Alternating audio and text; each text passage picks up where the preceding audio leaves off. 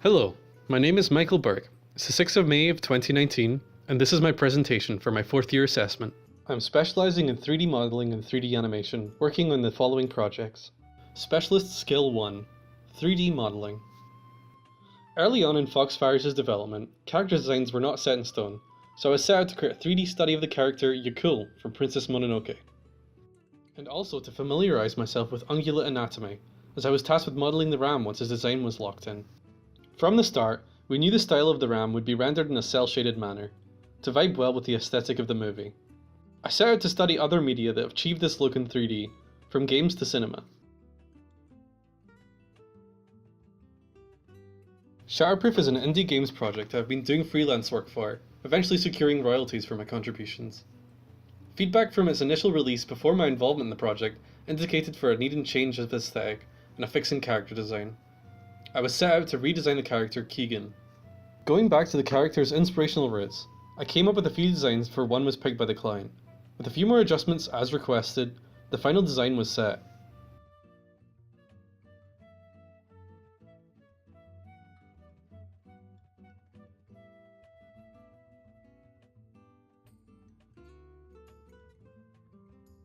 Once Kaylee had completed the ram's design, I started on creating a sculpt for it over the summer, keeping as close to the specifications of the reference as possible in 3D. I then moved on to topology.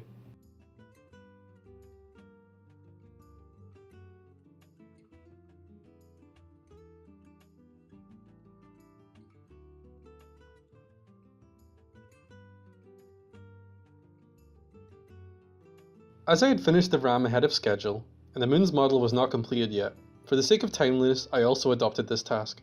Working from Leah's initial sculpt, I adapted it and retopologized, unwrapping the UVs also. The moon's design was later changed, and I decided to better suit the new design I would remodel it entirely, unwrapping its UVs once again.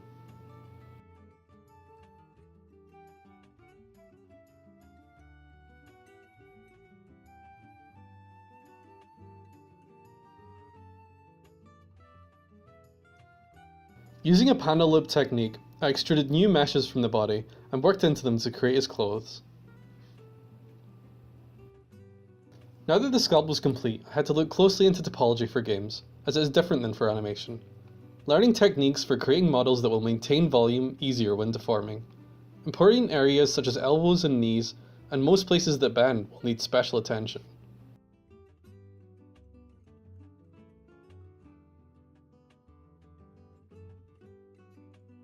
Putting these techniques into action, I retopologized my sculpt, and then it was sent off for rigging.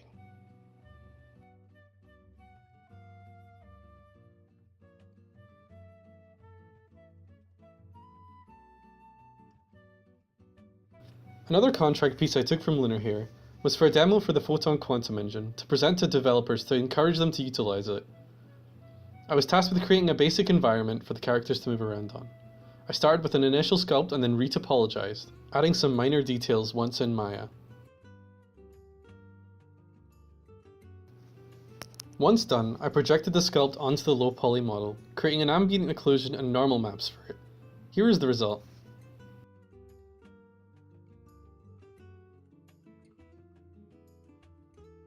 For the ram's ascension scene, our initial plan was to have a 3D model of the lake in which the scene would take place. I was tasked with creating this model using Tess's SketchUp file for layouts.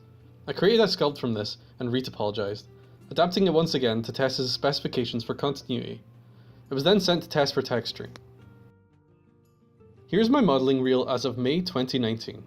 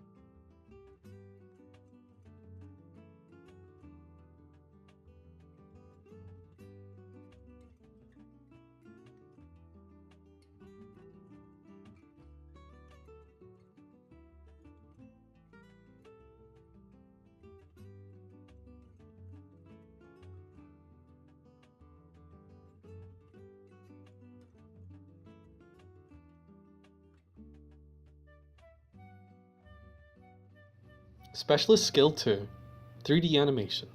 For Shatterproof's animation, there was a clear stylistic goal from the get-go. To add to the anime aesthetic of the game, we would go with limited style animation, for more convincing 2D.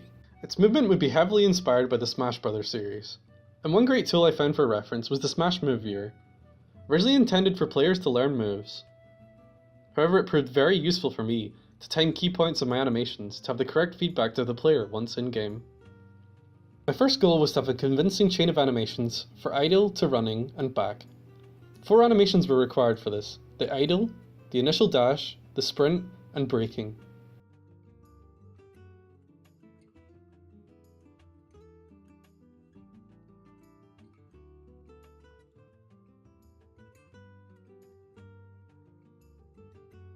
Here's what they look like chained together. For my lip sync / acting test, I recorded 4 pieces of footage: the main acting, close-up of the hands clasping together, and a close-up of them separating, 3 of which however have been unfortunately corrupted. Only the separation remains. Here's my animation reel, as of March 2019. Oh, please don't kill us! Please don't kill us! You know I love you, baby!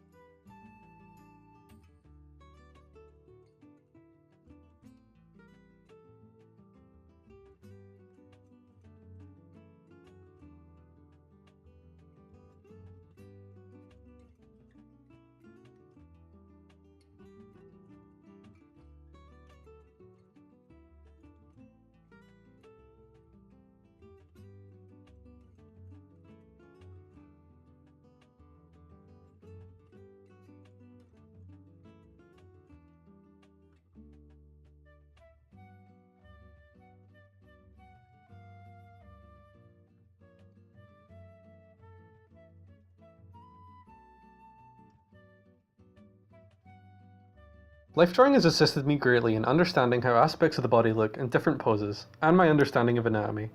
This has helped greatly with modelling and rigging, especially in the armpit / shoulder area.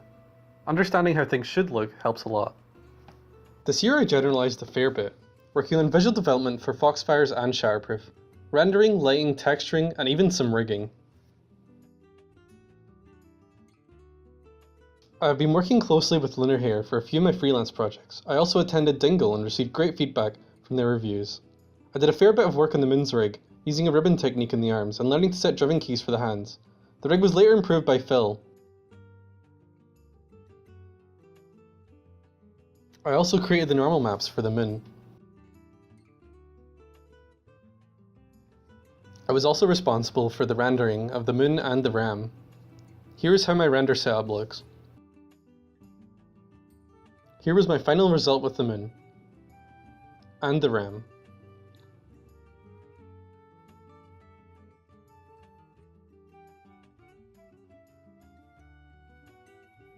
For Shatterproof, I had a lot to think about in terms of visual development, learning intimately how the game Guilty Gear Xrd had been crafted. This is where I learned about vertex normals and their importance for good pseudo 2D visuals.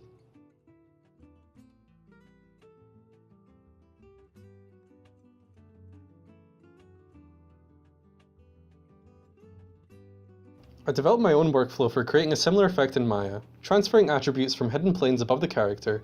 I could flatten out the normals of sections of the model, meaning light would hit the model in a very controlled manner, leading to a very anime aesthetic. Here is the final result, in engine.